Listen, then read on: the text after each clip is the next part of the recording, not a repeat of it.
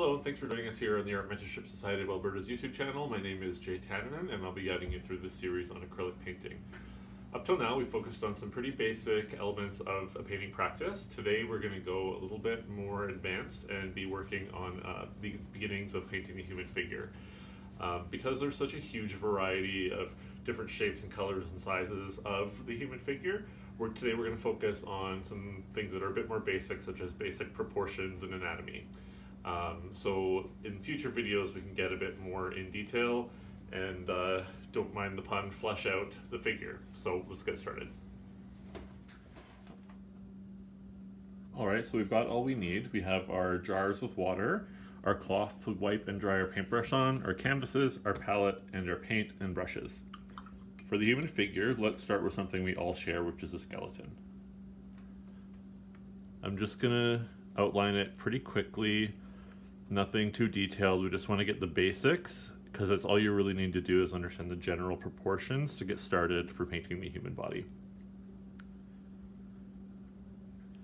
We all have the head, chest, lower back, stomach area, hips, and then standard comes some arms and legs. As with anything, as you paint the human body, you can substitute in and remove anything you like. You can make a centaur by adding a horse's half of the body. You can add multiple extra arms at your leisure. So generally, that's the general outline of what a human figure is and the basic proportions. Classical drawing will tell you that the head is about half of the width of the shoulders, and from there you can basically measure out the human body by widths of the head or lengths of the head. So the hips are about 1.5 heads, and it really depends on the body. As with anything, if you're painting from life or from a photograph, really look at the photograph more than you're painting, and just try and paint what you see. One technique I've learned to sort of get used to painting the human body is to start with the skeleton. I have brushed over it with some white paint, which clouded it because the paint wasn't completely dry. This is a different skeleton than I made earlier that I thought was dry, but not completely. It'll still serve our purposes. You can see the skeleton shape underneath. Let's say this is the person that we are going to paint. So as with anything, you will want to look at what you're painting. I have a lot of experience, so I can do a lot of this from memory. But if you're just starting out, you're going to want to really look at a photograph or a person. Hopefully that person will sit still. But you're going to want to look at what you're painting more than what you're actually painting. But for the purposes of this exercise, we have the skeleton, and what we'll do is build up from there and imagine the body that will go over the skeleton. So you can see the bones underneath. There's where your clavicle would be, the trapezius muscles, shoulders, arms,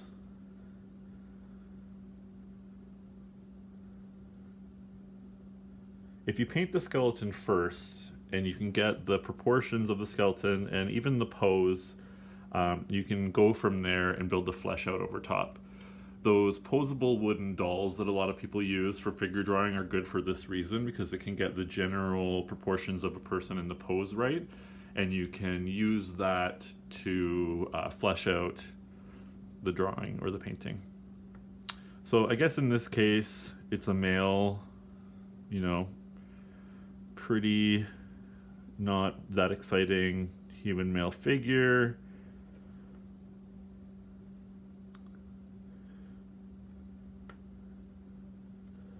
The hips would come out here. So the tops of the hip bones are about where the hip would jut out. Depending on the body, of course, it would vary. The legs come out a bit like that. Just going to ignore this area for the purposes of this painting.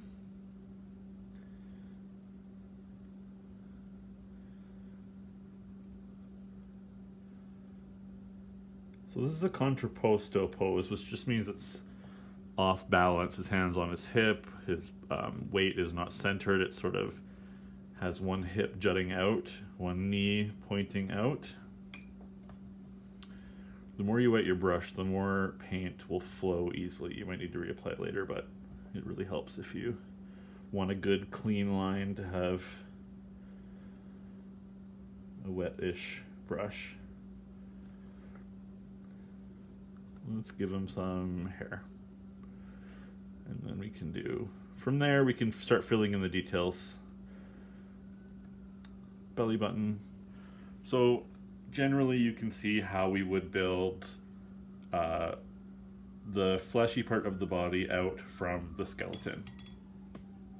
If we wanted to get into a more complicated pose, which we are going to do right now, think about the proportions that we talked about. Obviously proportions will vary depending on the body, but in general we all have very, very similar laid out skeletons. So let's do a person sitting. So let's say I'm gonna use a pencil, we can fill it in with paint later. There's their head, right? Their neck, probably about there. Let's say they're sitting at an angle from us. So one shoulder would be here, here, the rib cage. Let's say this arm is coming down like this. And then their hips would be here. And this arm, let's say, is coming up like this. And then one leg is coming out like that. So they're seated in that sort of position. Next, we'll flesh it out. It takes practice. We can get in another video about how to sort of determine where you would put the ears, the hands, the elbow creases, different shadows, and everything like that. But right now we're just going to quickly go over this technique, which I think helped me the most when I was first starting to learn to paint more realistic human figures, is think about everything hanging off of a skeleton, which is just like it is in life. We all hang off of our skeletons. So right where the elbow bone is, we'll do a little indent. And we'll make the hands sort of, I'm imagining them sitting on a chair, so we're going to sit there. This time we'll do breasts because we'll make it into a more female presenting figure. And then right about where the hips are, right about where the hips meet the, that part of the spinal column is generally where you'll see the navel. So we'll come out like that. And let's do right about where the knees, obviously that is where the knee will bend. That should probably come up a bit more, so I'm going to change that a bit. Another great thing that I've said before about acrylic paint is you can change it very easily. It doesn't take a lot of time to dry, particularly if you use a hair dryer. And you can just change it as you go.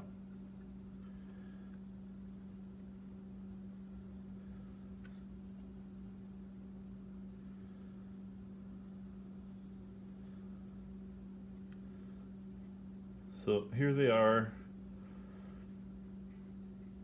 engaged in conversation with us, talking to us about something pretty interesting, I'm assuming, sitting in a chair, let's say.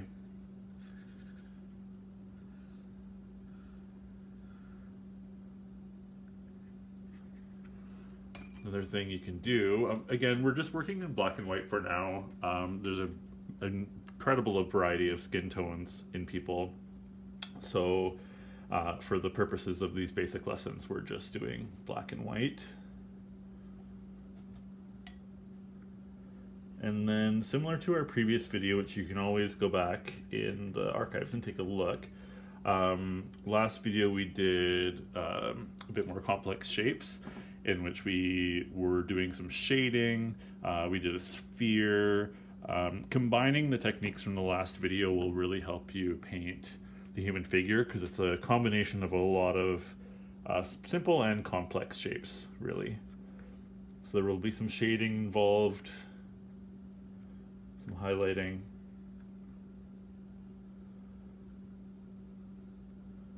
But essentially, as with everything, it's just a combination of shapes and how you put them together, the light sources.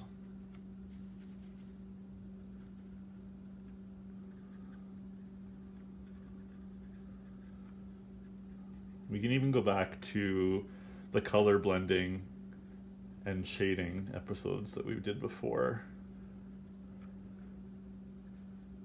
And painting is just is an accumulation of different, simpler skills. So if you can get a handle on several smaller, more simple skills, painting more complex pictures is just a combination of all of them put together.